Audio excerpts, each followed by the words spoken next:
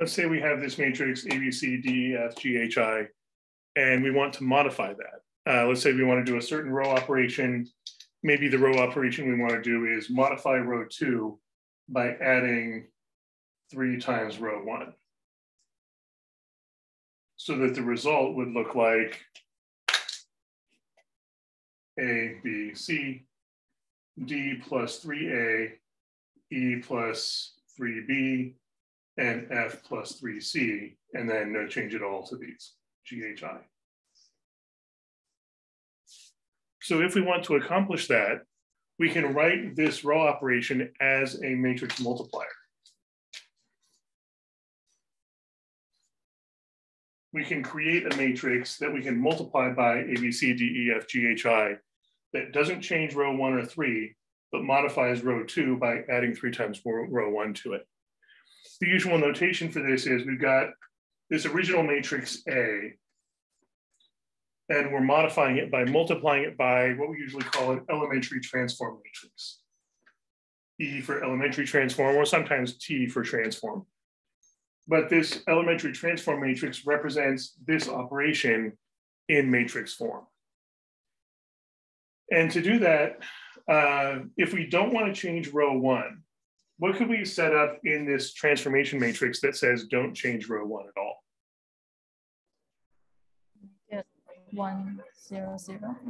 Yeah, if we write 1, 0, 0, then when we actually multiply this using the usual row and column approach, we've got 1A plus nothing plus nothing, 1B plus nothing plus nothing, 1C plus nothing plus nothing. So we just get 1A, 1B, 1C. Or if you look at this in terms of like this 1 here, that got multiplied by everything in the first row. This 0 got multiplied by everything in the second row. And this 0 got multiplied by everything in the third row.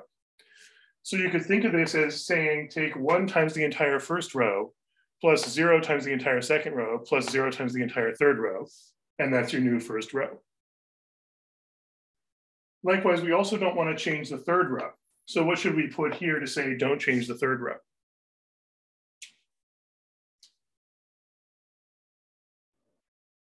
0, 0, 1. Yeah, if we fill in 0, 0, 1, you could interpret this as 0 times the entire first row, plus 0 times the entire second row, plus 1 times the entire third row. It's almost like a recipe or a set of instructions for building the new matrix. This is saying what to do with the first row, what to do with the second row, what to do with the third row to build the new third row. So this is essentially just saying don't change the third row. In fact, so far, these are rows of what important matrix?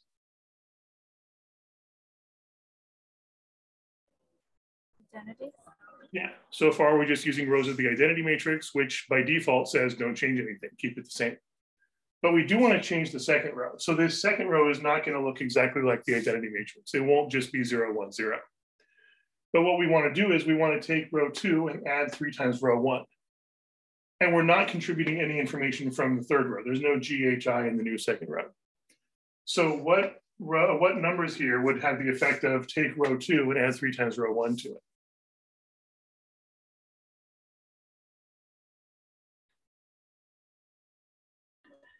Is it 0, 3, 0?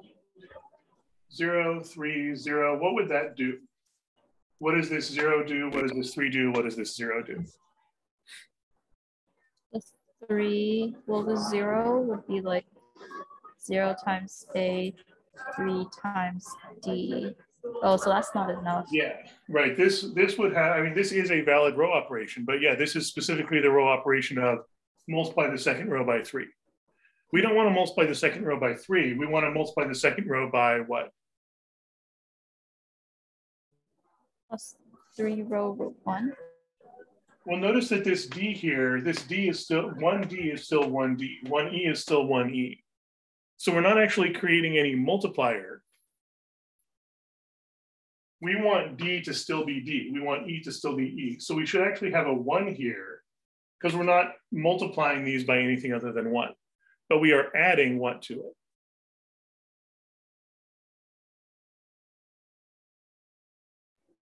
What are we adding to row 2? Yeah, we're adding R1, specifically 3 times R1. So what could we put in this row to say add 3 times R1? Add 3 times the first row.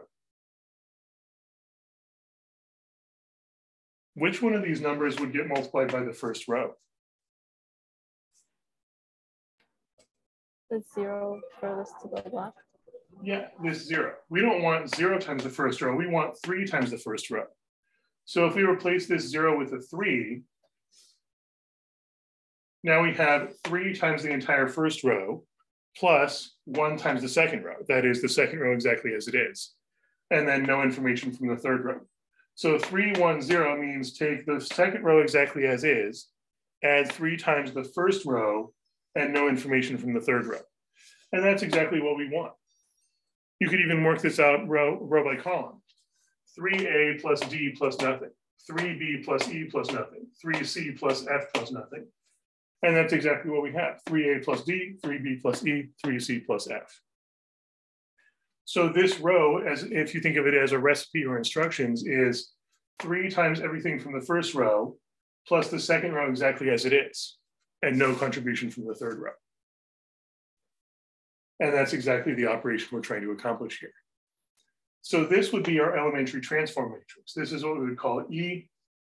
And I think it's specifically usually labeled with subscripts, E sub, sometimes it's just called E sub 1 because it's the first elementary transform matrix we applied to this matrix. And then the next operation we would do would be called E2 and then E3 and so on. Or sometimes it's labeled specifically with what change we made. Because notice this is exactly like the identity matrix except for this 3 here. So we sometimes label this with the spot we changed. Since we changed the second row first column, I think we call this E sub 2, 1, in the sense that row 2, column 1 is what we changed. Or to put it another way, in the transformation, we're changing row 2 by using row 1 as a tool to do it. So that would be the elementary transform matrix that has this effect. So E in this case would be 1, 0, 0, 3, 1, 0, 0, 0, 1. Any questions on that elementary transform matrix so far?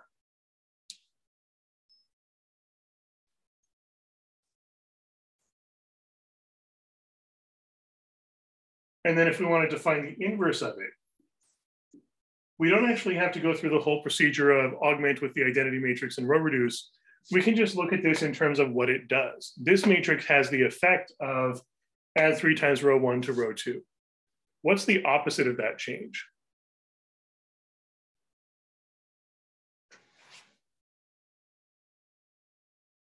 Yeah, the opposite of adding 3 times row 1 from row 2 is subtracting 3 times row 1 from row 2. So we can write this out exactly the same way, except instead of adding 3 times row 1, we'd be subtracting 3 times row 1. Everything else is going to be exactly the same. So this matrix does something to the original matrix. Its inverse undoes that and gets you back to the original. And you can check that in a couple of ways. One way is you can take the matrix we got as a result, multiply E inverse times this matrix, and you should get back to the original. Or alternatively, if you multiply E and E inverse together, what should you end up with? Identity. Yeah, so that's another way you can check. Multiply these together, you should end up with just the identity matrix. Any questions on that idea of a transform matrix, an elementary transform?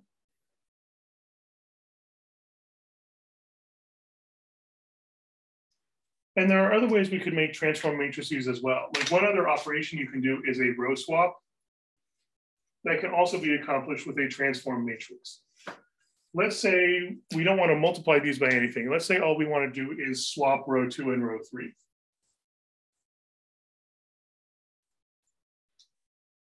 So that's going to look like A, B, C, G, H, I, D, E, F.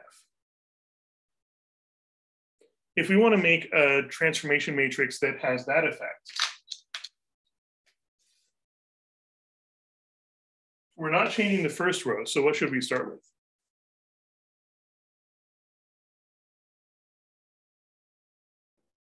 1 0 0 1 1 0 0. Yeah, 1 0 0 says don't change the first row. As for the second row, for the new second row, we want to take the third row exactly as is and put that in the new second row. So what three numbers would say take the third row exactly as it is? Yeah, 0 0 1 should work. This is saying take no information from the first row, no information from the second row, take the third row exactly as it is, and that's your new second row. And again, you can also see this by standard multiplication, row by column. 0a plus 0d plus 1g is g.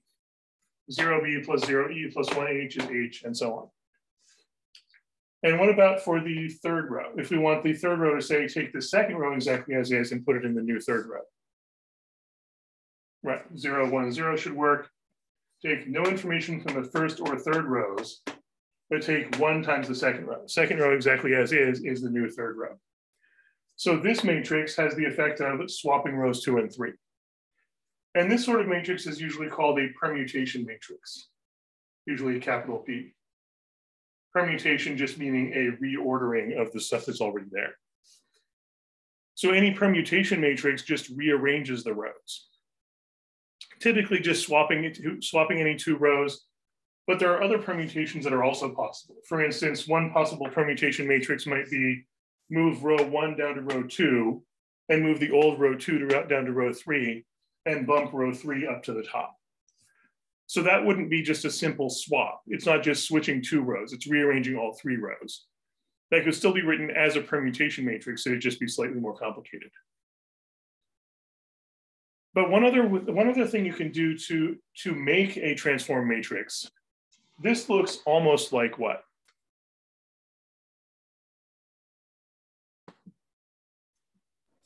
Identity? Yeah, it's almost like the identity matrix. The only change is, how would you change the identity matrix to make it look like this?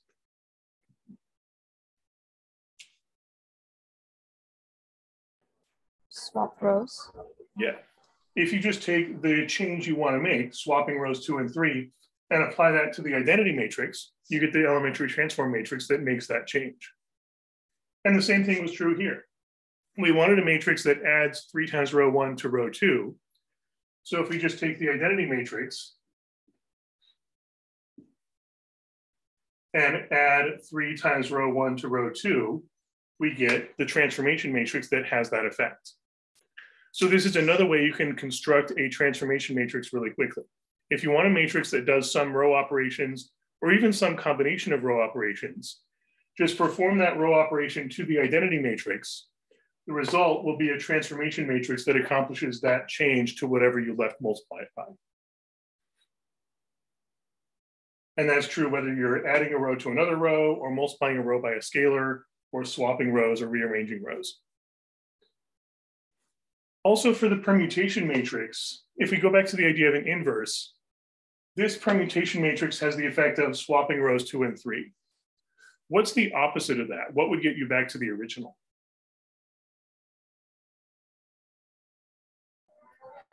We swap it again. Yeah, swap it again. In fact, the exact same swap. If you swap rows 2 and 3, you can get back to the original by swapping rows 2 and 3 again. What does that tell you about the inverse of the permutation matrix?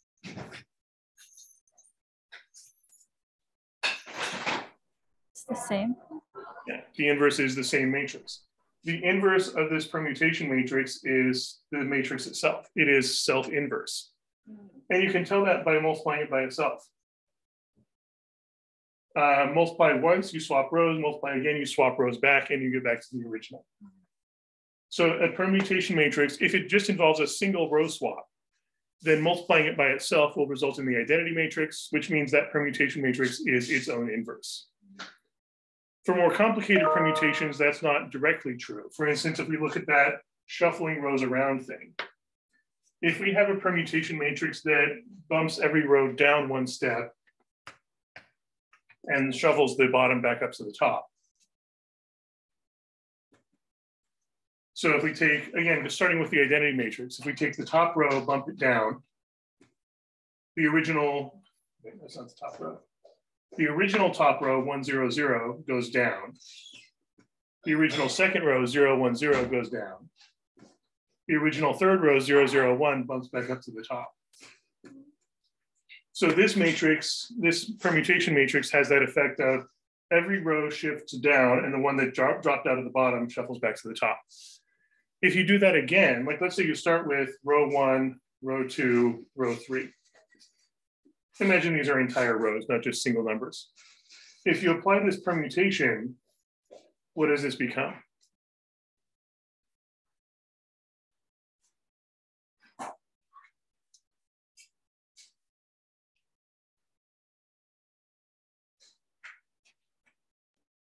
If we apply the one above? Yeah, this one specifically, not this one. Oh, it would be row 3, row 1, row 2. Row 3 jumps to the top. Row 1 and row 2 get bumped down. So this would be after one permutation. If we apply that same permutation again, what is the new result going to be?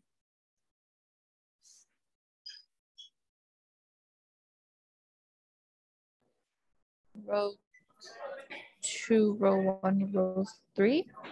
Yeah, because row 2 gets bumped to the top. Everything else gets pushed down. So row 3 gets pushed down to the second slot. Row 1 gets pushed down to the bottom slot. And note that we're not back to the original.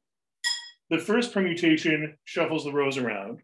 Permuting again, the same permutation shuffles the rows around further, but doesn't get back to the original. So in this case, P is not its own inverse. It doesn't undo itself.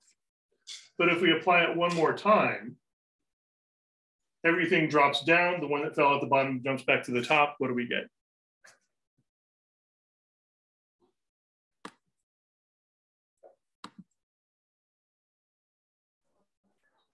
Row 1, row 2, row 3.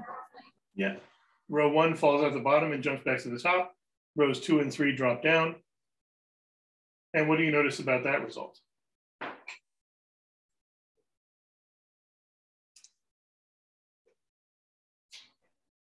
The identity matrix? In the sense that we got back to the original. So if you apply the permutation matrix twice, it doesn't get back to the original, but the third time does. So permutation matrix, this permutation matrix with the shuffling of rows, not just a simple swap, is not equal to the identity matrix. But if you multiply it by itself 3 times, p to the third, you do get the identity matrix. And this ends up extending to any permutation matrix, no matter how large the matrix is or how complicated the shuffling of rows is. Any permutation matrix, if you apply it enough times, will return to the identity matrix. It might just require a lot of reshuffles to get back to the original. But as long as you're doing the same permutation process each time, you'll eventually get back to the original. In that case, we can't say P is its own inverse, but P times P squared is the identity matrix. So in this case, P inverse would be P squared. Since P squared is what you multiply by the original P matrix to get back to the identity matrix. And permutation matrices do generally have this property, that for any permutation matrix, no matter how complicated it is, P inverse will be either P itself or P to some whole number power.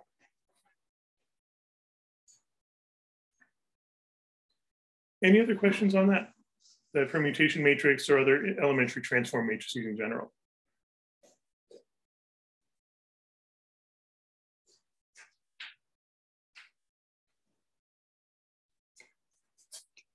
All right, and you mentioned the idea of null spaces earlier. Let's get a start on that as well, because that's going to be a pretty important idea for several other topics in 22A, and it also shows up in 22B too.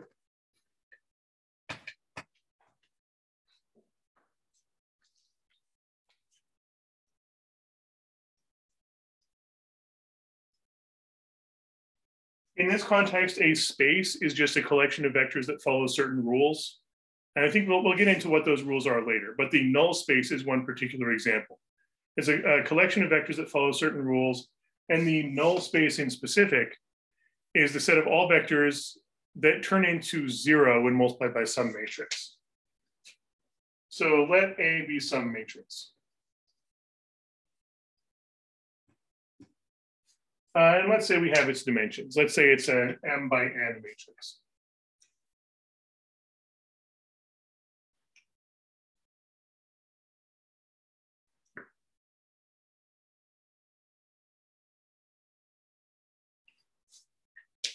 the idea is we can multiply that matrix by any vector. Let's say some vector v. Well, let me call that x, actually. I think that's going to be a little more consistent. If we multiply matrix A times vector x, first of all, if A is m by n, what dimensions does x have to be?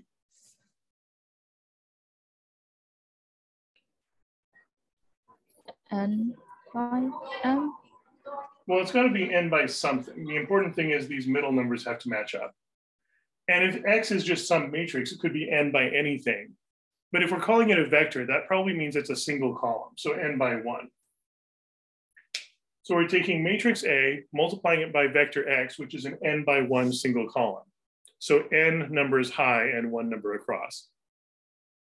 The result, let's call this vector y, would be what dimensions?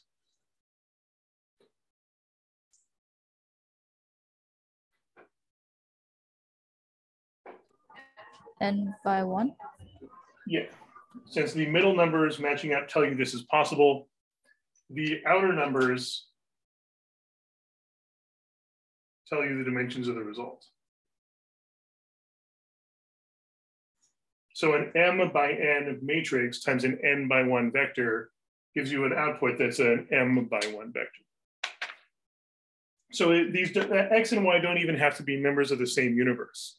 Like if A is, let's say, 3 by 2, then you'd be multiplying by a 2 by 1 vector and getting a 3 by 1 vector as an output, as a result. So x and y don't even have to be in the same universe, same r to the whatever. They will be if A is what kind of matrix. What has to be true about A for x and y to be in the same universe?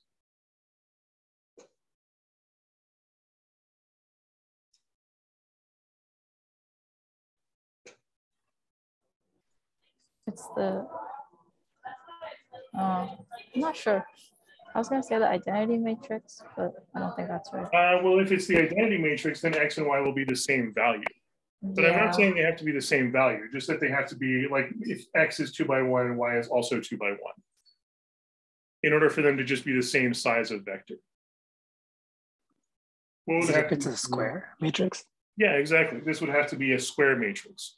The m and n would have to be the same height and width. So if A is a square matrix, then x and y will be in the same universe, the same r to the whatever. If A is not a square matrix, then the x and y will be from different universes, like maybe R2 versus R3, 2-dimensional versus 3-dimensional. In any case, though, whether they're in the same universe or not, it's very useful to think of this as a function, an operation being applied to some input and producing some output as a result. So in contexts like this, where you're multiplying a matrix by a vector to get another vector, you could think of the matrix as a function. Or in this context, we usually call it a transformation.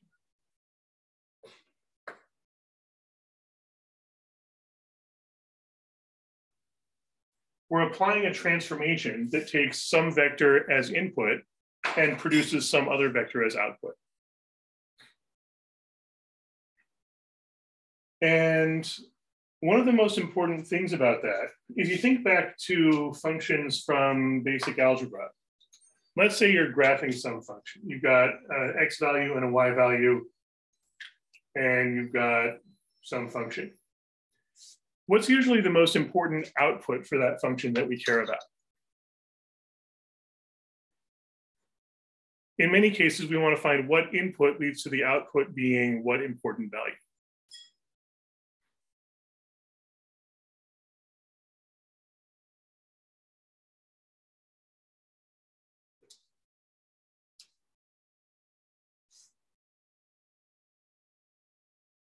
Like this line, for instance, has a lot of possible y values. Each x value leads to a certain y value.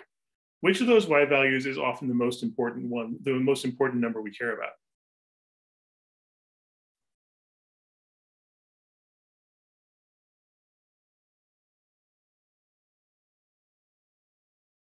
Yeah, 0 is usually what we most care about. There's going to be some x value, or at least there might be some x value that leads to the y value being 0. In other words, the x-intercept or the root of the function. And it might be the case that there's only one. Maybe if you're talking about like a straight line, there's only one input that leads to the output being 0. Or if you're talking about some sort of polynomial, there might possibly be several inputs that lead to the output being 0. There might be several roots to that function. And for vector transformations, where we're multiplying a matrix times a vector to get an output vector, we often care about that same thing. We want to know what inputs result in the output being 0. So we want to know what inputs, that is x vectors, lead to output, that is the y vector, being 0, the 0 vector. So this is very much like finding the roots or x-intercepts of a function, in the sense that we're looking for what inputs lead to the output being the 0 vector. And that set of inputs is what we call the null space. The null space is the set of all inputs, all vectors x, such that the output is 0.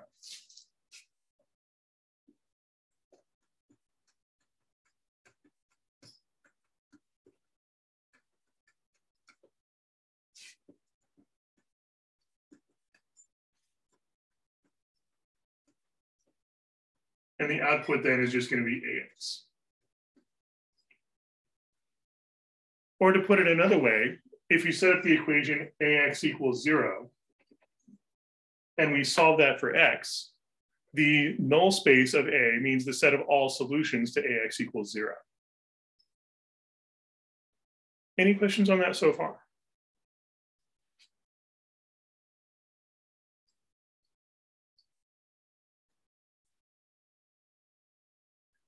So those are a couple of ways you can think of the null space. The null space is the set of all solutions to the equation ax equals 0, or you could say the null space of A is the set of all inputs such that the output turns into 0, or just all vectors that turn into 0 when multiplied by A.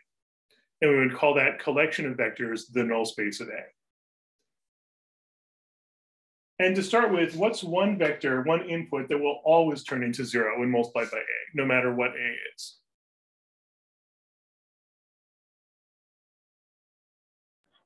0?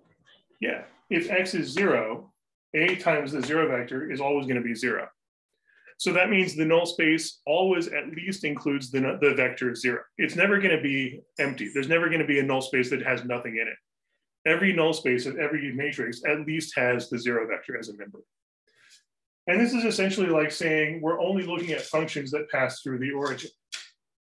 A function that doesn't pass through the origin, a function where an input of 0 doesn't lead to an output of 0, that's not the kind of functions we're talking about here. So any matrix, any linear transformation, that's the formal term for this, a linear transformation. A linear transformation can always be represented as a matrix multiplier. And they all have the property that if the input is 0, then the output will automatically be 0. So that's one important fact about the null space. Null space, and we usually write that as n of A. So the null space of A always includes the 0 vector.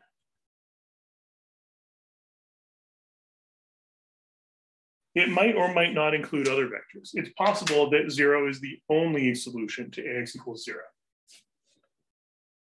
Because if we were dealing with, if you think of this as solving an equation, if you've got the equation ax equals 0, ignoring the idea of null space, if you just saw this equation and you wanted to solve it, what would be your first thought for a technique for solving that? Is there any way you could just get rid of A and isolate X? Get the inverse of A? Yeah, if we multiply both sides by A inverse, left multiplying this side by A inverse and left multiplying this side by A inverse. What's left on this left side here?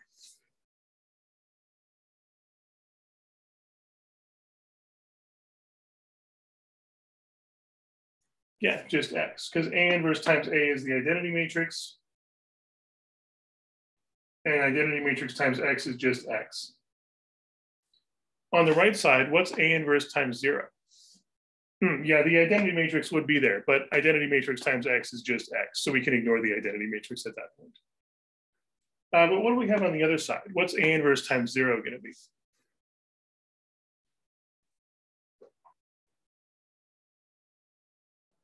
Zero.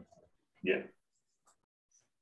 And since that's the inevitable result of this algebra, that means X equals 0 is the only solution.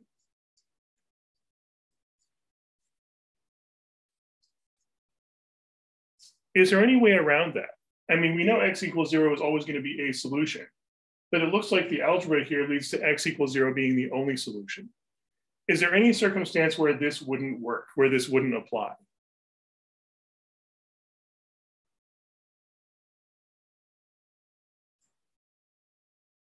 Or to put it another way, what has to be true about matrix A for this approach to work in the first place?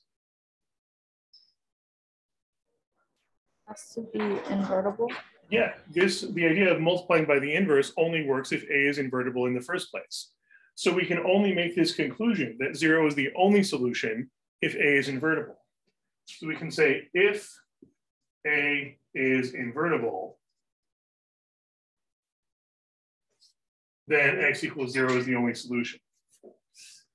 So this is an important property of invertible matrices.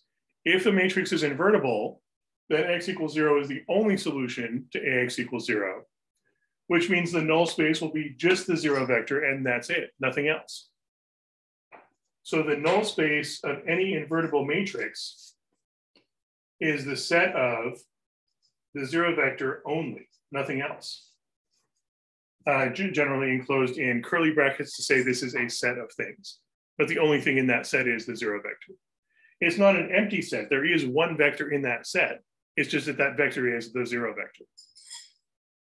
So this is a universal property of any invertible matrix. If A is invertible, then the null space of A is just the 0 vector and that's it, because the 0 vector is the only input that turns into 0 as the output.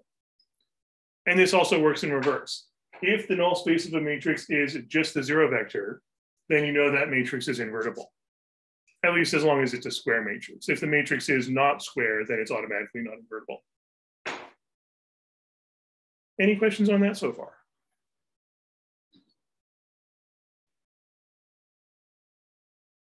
And the contrapositive to that, if A is not invertible, what does that tell you about the null space?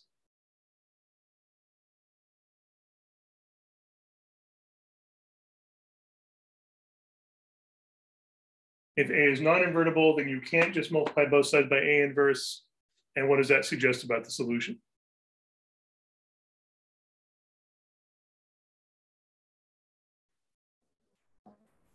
Zero is not the only solution. Right, 0 is not the only solution. We won't have a unique solution. We know 0 is still a solution because no matter whether A is invertible or not, you can always say A times 0 equals 0. But in general, if A is not invertible, then AX equals 0 will have more solutions. It will have X equals 0 as a solution, and it will also have other solutions. In fact, it should turn out to have infinitely many solutions, and those infinitely many solutions will be the null space of that non-invertible matrix. So let's try out a quick example, see if we can find the null space of a non-invertible matrix.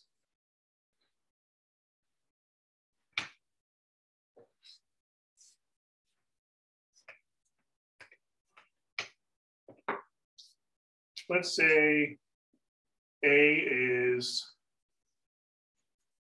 3, 15, -2, -10. I'm pretty sure this matrix is non-invertible based on the way I've constructed it. And how would you be able to tell? What would be a quick way to check if this matrix is invertible or not?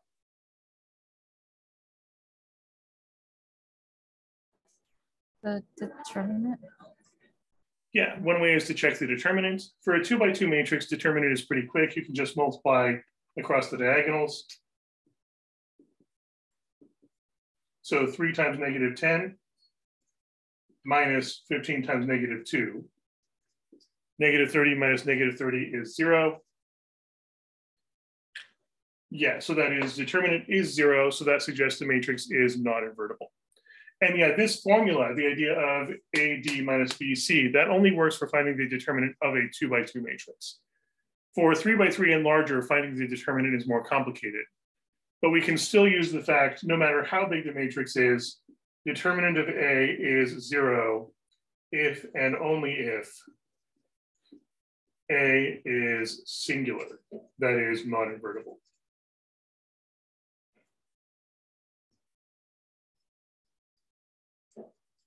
Singular just means this matrix has no inverse. And singular really means a lot of properties, including this matrix has no inverse. Singular and non-singular are categories of square matrices. Singular means a long list of properties, including this is non-invertible. Non-singular means a long list of opposite properties, including this is invertible.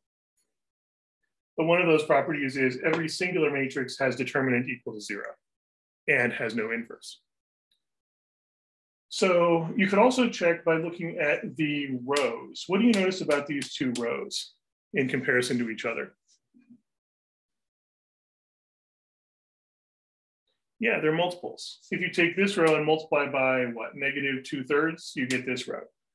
So if the rows are multiples of each other, or more broadly, if some of the rows are linear combinations of other rows, then the matrix is automatically non-invertible.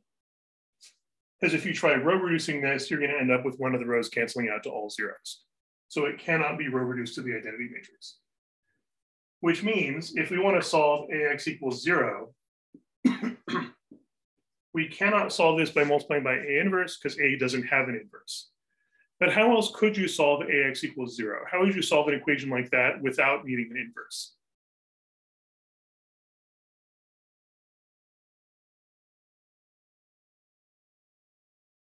Yeah, we could set up an augmented matrix. So we augment matrix A with the 0 vector because we want AX to equal 0. And then we can row reduce. In fact, you could just leave off the 0 vector because when you do row operations, these zeros are going to all stay zeros. If they were anything other than zeros, you'd need to be very carefully keeping track of them. But if they're all zeros, we know they're just going to stay zeros anyway. I would go ahead and write them in anyway, just the first few times, just to make sure you're keeping track of it and to get in the habit. But if these are zeros, you can leave them off and fill them in at the end. And if we row reduce this, first of all, since these are all multiples of the same row, let's simplify that a bit first. Let's multiply the entire first row by 1/3, multiply the entire second row by negative 1/2, and we get 1, 5, 0, 1, 5, 0, which means what's going to happen to the second row?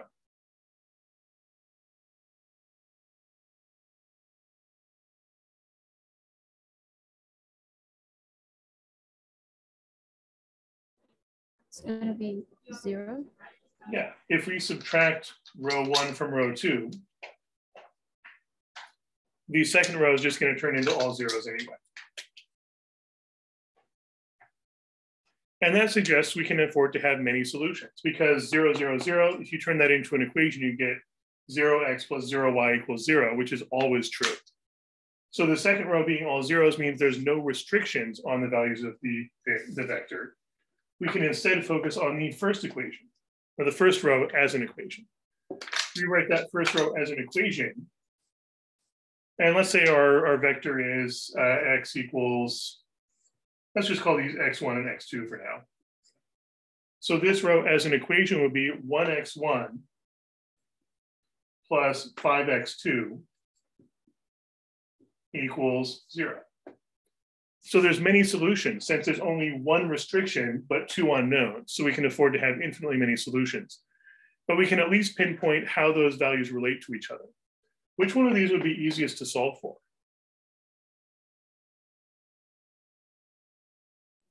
x1. So we isolate x1 by subtracting 5x2 from both sides. So that tells us whatever x2 is, x1 has to be negative 5 times x2. So in our solution, x1 can be replaced with negative 5x2. x2 we'll just leave on its own and say x2 could be anything. But now that we've got both of these terms in terms of just one unknown variable x2, what can we do with x2 there?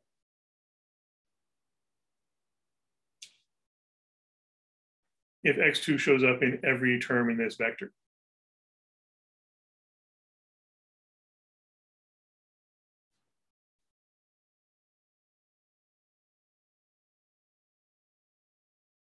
If you got the same multiplier, in fact, let me write this x2 as 1x2. We've got -5 times x2, we've got 1 times x2. Since x2 shows up as a multiplier in everything, we can just factor that out. If you factor out x2, what's left here?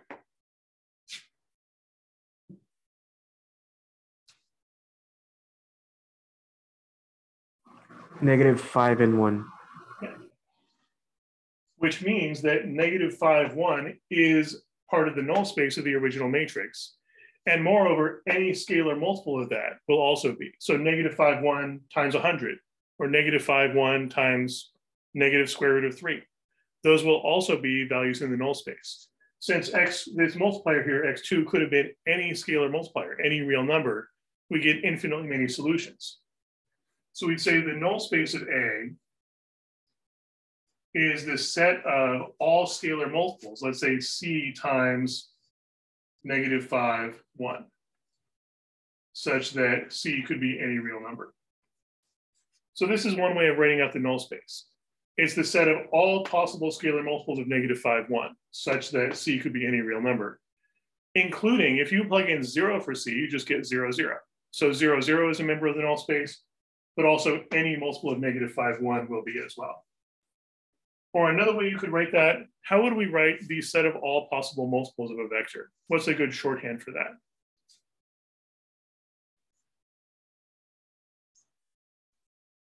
Or more generally, the set of all linear combinations of some vectors.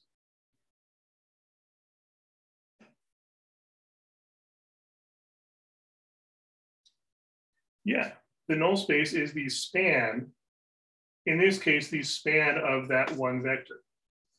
The span of one vector just means all multiples of that, all scalar multiples of that vector. Or if we had several vectors, we might say it's the span of several vectors, all linear combinations of those several vectors. But in this case, we have a one-dimensional null space. The span of one vector is just a straight line in that direction, including the origin, because we could have 0 times -5, 1. And how could you check this? Now that we've got a vector we are claiming is in the null space, how do you check if it's really in the null space or not? If you go back to the original meaning, what does it mean to be a member of the null space? We multiply it by the matrix, we get 0?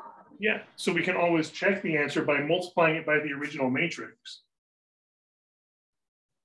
If you multiply 3, 15, -2, -10, times -5, 1, or any scalar multiple of -5, 1, you should end up with the 0 vector. So row by column, 3 times -5 plus 15 times 1, that's -15 plus 15 is 0. -2 times -5 plus -10 times 1, that's 10 plus -10 is also 0. So yes, this vector is a member of the null space, and any scalar multiple of it will be as well.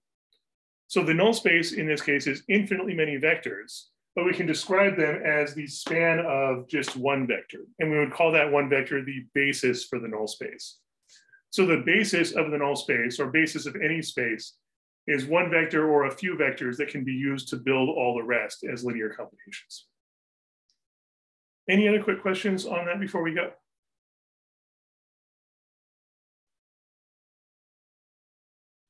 And you can try this approach with literally any matrix you want.